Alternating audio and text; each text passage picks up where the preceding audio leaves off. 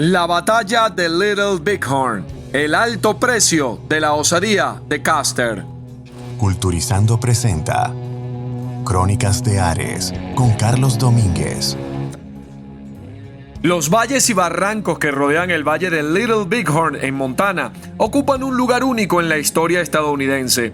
Durante una cálida tarde de junio de 1876, tuvo lugar aquí la última batalla de George Armstrong Custer, el querido general niño de Estados Unidos, héroe de la Guerra Civil. Fue la contienda más famosa del conocido Séptimo Regimiento de Caballería y se recuerda como una de las más heroicas del ejército de Estados Unidos, mientras trataba de expulsar a los indios de sus tierras. Heroísmo salpicado por la mala decisión de Custer de hacer frente a un enemigo que le superaba en número por 10-1. Es la batalla de Little Bighorn, el mayor triunfo de los nativos de las grandes llanuras sobre el ejército de los Estados Unidos. Para hallar el origen de esta masacre, es necesario retroceder hasta el final de la Guerra Civil de Estados Unidos en el año de 1865. Tras conquistar o adherir en algunas ocasiones regiones como Texas, México y Oregón, el presidente de los Estados Unidos se percató de que esa expansión del país estaba frenada por un territorio, el indio, que al estar ubicado en el centro del continente impedía la comunicación entre los dos extremos del país. Por ahí pasaba justamente esa nueva vía férrea, el ferrocarril que cubría todo Estados Unidos. El presidente Andrew Johnson armó en los años posteriores a la Guerra de Secesión a todos sus hombres y les ordenó que empujaran a las diferentes tribus de indios hasta reservas apartadas en las que pudieran vivir como deseasen, pero no entorpeciesen la creación de Estados Unidos, la expansión de Estados Unidos.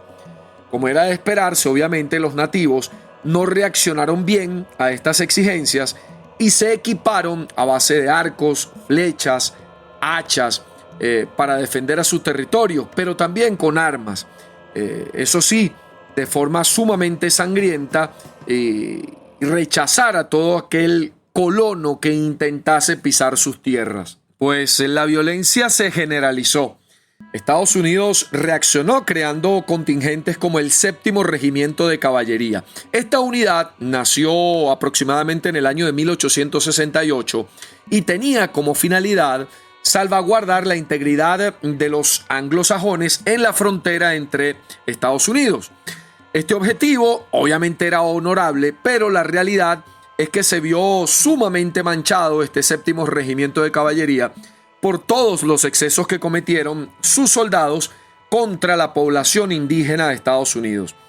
Todos ellos ordenados por su líder, George Armstrong Custer, un inepto militar que había demostrado que era mediocre en la academia para oficiales porque se graduó en último de su clase y se destacaba justamente por adorar la sangre nativa, al tiempo que era sumamente egocentrista. Se dice que fue más fotografiado que el propio Abraham Lincoln. Este oficial Custer, muy querido por el pueblo estadounidense, eso sí, desde la Guerra de Secesión, era uno de los ídolos de esa guerra, se hizo rápidamente famoso por atacar cruelmente a los poblados indígenas y por no dejar que ninguno de sus enemigos, así fueran ancianos, mujeres, niños en muchos casos, escapase con vida. Un mal menor que pensaban sus superiores si con ello tenía garantizado expulsar a sus enemigos de allí y deportarles a las reservas de nativos. Los primeros en actuar fueron los Estados Unidos, que representados por el presidente Johnson, dio órdenes de cumplir lo que se había estipulado meses atrás, es decir, perseguir hasta la muerte a todos los indios que siguiesen pululando justamente en territorio nativo y que obstruyeran la posibilidad de seguir ampliando las comunicaciones de Estados Unidos. Una región que, de acuerdo a la doctrina del destino manifiesto que erigía Estados Unidos, era legítimamente perteneciente a Estados Unidos. La tarea fue encargada al general Philip Sheridan. Este estableció que armaría un gran contingente de soldados con el fin de aplastar a sus contrarios. Ese plan parecía funcionar, sin embargo, el primer intento que se hizo de encerrar de una vez por todas a los indígenas, salió por la culata. Ese tiro le salió por la culata justamente al ejército de Estados Unidos debido, entre otras cosas, al frío que hacía cuando se llevó a cabo la primera campaña. Las tropas, que fueron superadas en número por los nativos, no tuvieron más remedio que retirarse y regresar al calor de sus hogares. Aunque la conclusión del plan fue mala, la decisión estaba tomada y siguió el gobierno de Estados Unidos insistiendo en empujar, en sacar de su territorio a los indios. Por eso se volvió a organizar una expedición para cumplir por las malas la misión del presidente. Lo que no sabían, para su desgracia, es que la fuerza indígena no estaba compuesto por un pequeño contingente de hombres sin entrenamiento, sino que contaba con cientos de guerreros experimentados de varias tribus. Todas ellas eran lideradas por dos viejos conocidos por el ejército de los Estados Unidos, nada menos que Caballo Loco y Toro Sentado. Estos líderes indios se habían unido para enfrentarse al hombre blanco y defender así las tierras de sus antepasados. Sin saber lo que se le venía encima, el presidente de Estados Unidos organizó una gran fuerza militar para lograr derrotar a los indios. Por fin. Este estaba formado por 3 columnas, cada una de ellas al mando de un peso pesado de la oficialidad americana. Tenían el objetivo de atacar el gran campamento enemigo que, según los exploradores, estaba ubicado presuntamente en Montana. La idea era atacarlo desde 3 frentes, uno sur, el este y el oeste. La primera de estas columnas contaba con 970 soldados, 80 civiles y 260 exploradores que eran Crows y Shoshones. Su viaje comenzó hacia territorio indio el 29 de mayo desde Wyoming a las órdenes del general de brigada George Crook. La segunda columna sumaba 401 hombres, pertenecían a la 4ª compañía del 2º regimiento de caballería y 6 del 7º regimiento de infantería, además de una batería Gatling y 25 exploradores indios. La misma estaba dirigida por John Gibbon, conocido por utilizar como nadie la artillería en campaña. Este contingente partió de Montana el 30 de marzo en dirección a Yellowstone. La tercera columna fue la más numerosa, pues contaba con 1,000 hombres, 45 oficiales, 968 suboficiales y soldados, 170 civiles, 40 exploradores. Estaba compuesta por 2 compañías del 17º Regimiento de Infantería, una batería Gatling, 4 compañías y media del 7º Regimiento de Infantería y el 7º Regimiento de Caballería al completo con sus 12 escuadrones. Este contingente estaba dirigido por el general de brigada Alfred Terry. En lo que respecta a los mandos que había por debajo de él, lo cierto es que hubo cierta discordia. El general Philip Sheridan, recuerden, a quien fue encomendado justamente esta misión, había logrado que el mismo presidente de Estados Unidos aceptase que estuviera al frente del 7º de caballería el teniente coronel Custer. Una decisión que no había gustado mucho a nivel presidencial debido a que este oficial, el arrojado oficial Custer, de pelo rubio, se hallaba por entonces suspendido de empleo y sueldo. ¿Y eso era por qué? Porque había fusilado a varios desertores sin juicio previo. A pesar de que en principio el líder se negó a ello, acabó cediendo a sabiendas de la amistad que mantenían ambos oficiales. Así que Custer se hizo nuevamente con el mando del antiguo regimiento, el 7º Regimiento de Caballería, y no quería desperdiciar la oportunidad de alcanzar la gloria. Comandó a 31 oficiales, 566 soldados, 15 civiles y unos 40 exploradores. Por voluntad del propio Custer se había prescindido de las fuerzas que le ofrecieron como apoyo de refuerzos. A su vez, este oficial, en una medida bastante torpe, ordenó a sus hombres que dejasen en casa los sables para cabalgar más rápido y que acudiesen a la contienda únicamente con sus carabinas Springfield de monotiro, modelo 1873, con 100 cartuchos y un revólver Colt con 25 cartuchos. Los ejércitos se movilizaron en el mes de mayo con dirección a Montana. Tras un encuentro furtivo el 17 de junio contra un contingente de exploradores dirigido por Toro Sentado, los indios se dirigieron hacia su campamento ubicado cerca del río Little Bighorn, un territorio ubicado en Montana y que destacaba por ser rico en búfalos, lo que era la base de la economía nativa. En aquel emplazamiento había entre 7,000 y 9,000 indios, aproximadamente 2,000 de ellos guerreros experimentados. se habían unido los nativos Sioux, Arikara, Cheyennes, Arapaho y otras tribus menores. Los jefes indios se dieron cuenta de que esto era una guerra y decidieron que tenían que unirse para defenderse con eficacia. Era la primera vez que los nativos lograban reunir un ejército de tan altas dimensiones y estaban dispuestos a plantar cara a los hombres blancos de una vez por todas. Además, el ánimo de estos indios estaba más en alza, si cabe, gracias a que en sus filas estaba Caballo Loco, un líder treintañero conocido por ser un firme defensor de las tradiciones indias y por su fiereza en la lucha y por haberse convertido en una auténtica pesadilla para las fuerzas estadounidenses. En lo que respecta al armamento, aproximadamente 2 de cada 10 indios contaban con los fusiles Winchester 44, que les otorgaban cierta ventaja con respecto al ejército de los Estados Unidos. Y es que mientras los militares se veían obligados a recargar las carabinas Springfield entre disparo y disparo, perdiendo así una gran cantidad de tiempo, ellos podían hacer varios tiros seguidos gracias al sistema de repetición de las armas estas Winchester. A su vez, el rifle de los militares tenía ya un problema demostrado, y es que solía encasquillarse en los momentos más inesperados. Tampoco escaseaban obviamente los arcos, las flechas, las hachas y los cuchillos en el bando de Caballo Loco. El punto de encuentro planeado de las 3 columnas era la desembocadura del río Rosebud, ubicado al sudoeste de Montana, cerca de donde les habían informado los exploradores que se hallaba el campamento indio. A finales de junio, los 2 contingentes restantes, las columnas segunda y tercera, se reunieron allí. Adaptaron sus planes y decidieron que mientras las columnas unidas de Terry Gibbon se moverían hacia los ríos Big Horn y Little Big Horn, al sudoeste de Montana, el 7º Regimiento de Caballería de Custer avanzaría al descubierto río Rosebud, río arriba, para tomar posiciones, explorar el terreno y dar tiempo a que la primera columna de Crook se rehiciese. Recuerden que esa primera columna había tenido un encuentro furtivo ya con un grupo de indios.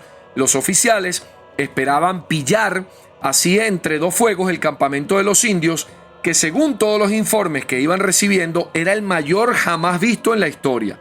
Aún así confiaban plenamente en la victoria. De esta forma, el teniente coronel Custer avanzó a buen paso hacia el este del campamento de Caballo Loco y Toro Sentado, mientras que Terry y Gibbon, las otras 2 columnas, lo hicieron en el sur para envolver al enemigo. El 25 de junio de 1878 fue informado Custer de que a pocos kilómetros de su posición en Little Bighorn, los indios habían establecido un campamento. Los exploradores que fueron enviados le informaron que a primera vista no habría más de 1,5 millar de indios en la zona. A pesar de que les doblaban en número, según estas primeras estimaciones dadas por los exploradores que habían visto la zona, el oficial no pudo recibir con mayor felicidad la noticia, pues sabía que sus experimentados jinetes incluso podían ser triplicados en número por los nativos y aún así salir victoriosos. Lo que no sabía es que realmente se escondían entre 7,000 y 9,000 enemigos. En lugar de esperar a las otras 2 columnas, se preparó para atacar de inmediato al campamento indio. Estaba excitado por la posibilidad de alcanzar la gloria él solo. En ese clímax no esperó siquiera conocer con exactitud las fuerzas a las que iba a enfrentarse. Custer aplicó la siguiente táctica: dividió el ejército y atacó al contrario desde varios flancos para así cortar su posible retirada. De esta forma, formó 4 columnas con sus casi 600 subordinados. La primera estaba dirigida por el mayor Marcus Reno, estaba formada por 175 hombres. El objetivo que tenía era flanquear el campamento enemigo, llegar hasta el sur de su posición y atacar desde allí pie en tierra. La segunda estaba al mando del capitán Frederick Benteen, contaba con entre 115 y 120 jinetes divididos en 3 compañías. Este contingente recibió órdenes de Custer de ubicarse al oeste de las posiciones indias y cargar desde allí contra los nativos. El propio Custer dirigía la tercera columna. Esta era la más numerosa al estar formada por 210 hombres, tenía 5 compañías. Su misión sería la de cargar frontalmente contra el enemigo, haciendo las veces de martillo. Y finalmente el capitán McDougall se quedaría en la retaguardia en la 4ª columna al este de la posición para proteger la caravana de provisiones y para reforzar cualquier columna que se encontrase en dificultades durante la lucha. Su fuerza la componían unos 135 jinetes. Como estaba previsto, el primero en moverse fue el mayor Reno. Este avanzó junto a sus hombres hacia el sur del campamento indio para iniciar el ataque de todo el séptimo regimiento de caballería.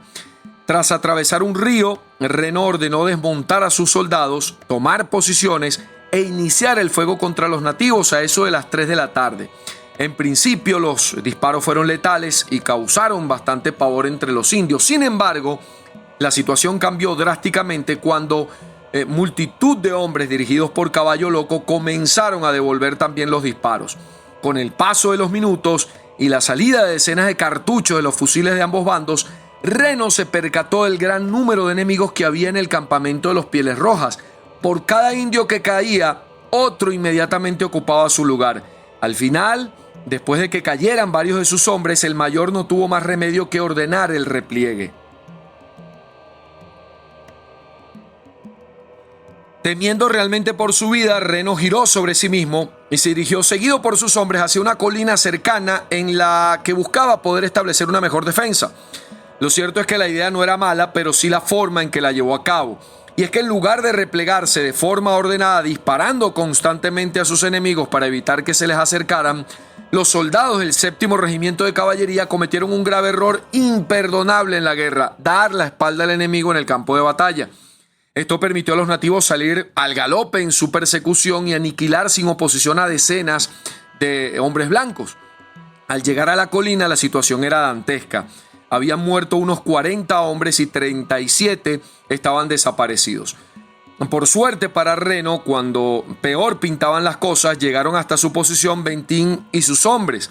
El oficial, que en principio estaba buscando a Custer para realizar un ataque conjunto con él desde el norte, decidió quedarse con el mayor Reno y ayudar a la diezmada columna aliada a defender ese territorio. Custer, ávido de gloria y egocéntrico como el que más, ordenó a sus jinetes preparar el ataque contra el campamento desde el norte. Se había hartado de esperar a Bentín se había quedado justamente para apoyar a Reno, y a pesar de que había visto con sus propios ojos la gran cantidad de combatientes indios, no estaba dispuesto a dejar escapar la oportunidad de destruir a los hombres de Caballo Loco. Custer se lanzó con sus hombres contra el enemigo. En ese momento entró en acción Caballo Loco y su gran capacidad como líder militar.